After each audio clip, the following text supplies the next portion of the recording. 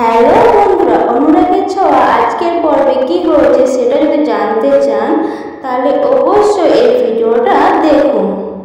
আজকের পর্বে দেখা যাচ্ছিল সোনা তার মাকে বলছিল বাবার হাতটা ছাড়ো, অনেক কিছু বলছিল।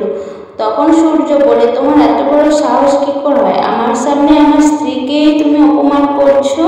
সূর্য খুব রেগে গেল সোনার উপর।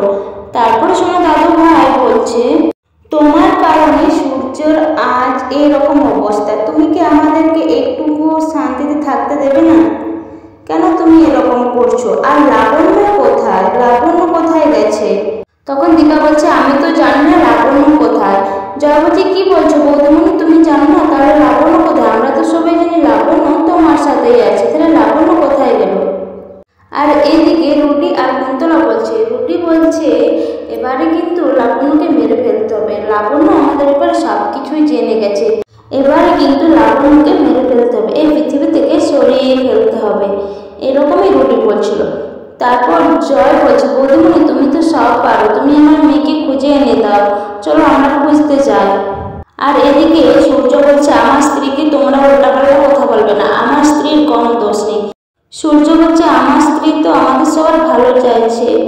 তারপর সবাই মিলে আলোচনা করছে যে লাবণ্যকে কে নিয়ে গেল। সূর্য, দীপা, জয় তিনজনে মিলে লাবণ্যকে খুঁজতে গেল। আর এইদিকে লাবণ্যকে রুটি ঘরে আটকে রেখেছে। লাবণ্য হঠাৎ চমকে গেল, কারণ কেন বলো তো, রুটির এইরকম রূপ দেখে। রুটি সাধু সেজে এসেছে আর লাবণ্যকে নিয়ে যেতে এসেছে। রুটিকে দেখে লাবণ্য খুব ভয় পেয়ে গেল আর খুব কান্না করছিল যে, ভালো মা, ভালো বাবা, তোমরা কোথায়? তোমরা তাড়াতাড়ি এসো, রুটি দাদা আমাকে মেরে ফেলবে, এরকমই লাবণ্য খুব চিৎকার করছিল।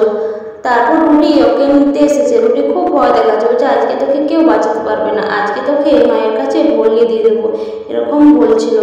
তারপর লাবণ্যকে রুমাল দিয়ে অজ্ঞান করে নিয়ে চলে যাচ্ছে। বন্ধুরা, সত্যি কি লাবণ্যকে আজকে সত্যি সত্যি বলিয়ে দিয়ে দেবে রুটি? আর এদিকে সূর্য, জয় আর দীপা খুঁজতে বেরিয়েছে যে লাবণ্য কোথায় হারিয়ে গেছে। কুন্তলা যখন সূর্যকে আটকাতে আসে তখন সূর্য কুন্তলাকে ফেলে দেয়।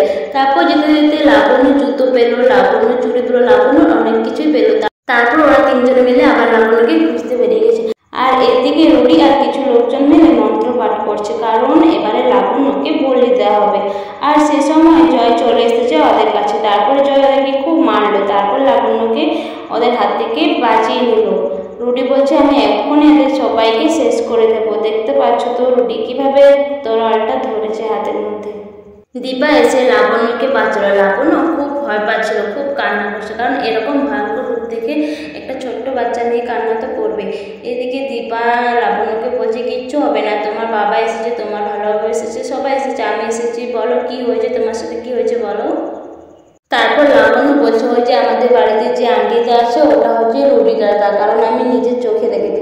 আর আজকে যে আমাকে বলে দিতে এসেছিলো, সাধু সেজে এসেছিলো, সেটা হচ্ছে রুটি দাদা। লাবণ্য সব কিছু সবাইকে বললো।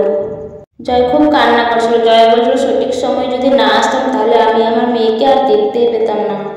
আর এদিকে রুটির হাতে চোট পেয়েছে। কুন্তলা বলছে, রুটি তুমি অন্য কোথাও চলে যাও, এখান থেকে চলে যাও, কারণ তোমাকে লাবণ্য দেখে ফেলেছে, লাবণ্য সবাইকে বলে দেবে। রুটি বলছে, না, আমি এখান থেকে কোথাও যাবো না। তারপর রুটি বলছে, তুমি ওদিকে সামলাও, আমি ঠিক এদিকে সামলে নেব। তারপর রুটি হাতে সাপের বিষ নিয়ে বলছে, সবাইকে শেষ করে দেবো। রুটি বলছে, এবার এমনভাবে খেলাটা খেলবো যেন সেনগুপ্ত পরিবারের সবাই মরে যায়। এদিকে দীপারা সবাই বাড়ি চলে এসেছে। তারপরেও বাবা বলছে, কেন তুমি এরকম করছো, আমাদেরকে একটু শান্তিতে থাকতে দাও, এসবের জন্য দায়ী হচ্ছে তুমি। তারপর লাবণ্য বলছে যে ভালো মায়ের কোনো দোষ নেই, ভালো মা সত্যি বলছে যে রুটি দাদা বেঁচে আছে, কারণ আমি নিজের চোখে দেখেছি রুটি দাদা আমাকে আটকে রেখেছিল। যখন দীপা বলছে যে রুটি বেঁচে আছে, তখন সোনা বলছে, কেন সবসময় রুটি রুটি করছো, রুটি তো মরে গেছে, কেন ওকে নিয়ে সবসময় টানাটানি করো। সোনা খুব রেগে গেছে। তারপরে দীপা বলছে, তাহলে কুন্তলা কোথায় গেল, আর দারোদেই বা কোথায়, ওরা দুজনে কোথায় চলে গেছে, কই ওদেরকে দেখতে পাচ্ছে না বাড়ির আশেপাশে, না হলে তো ওরা নাক গুলাতে চলে আসতো।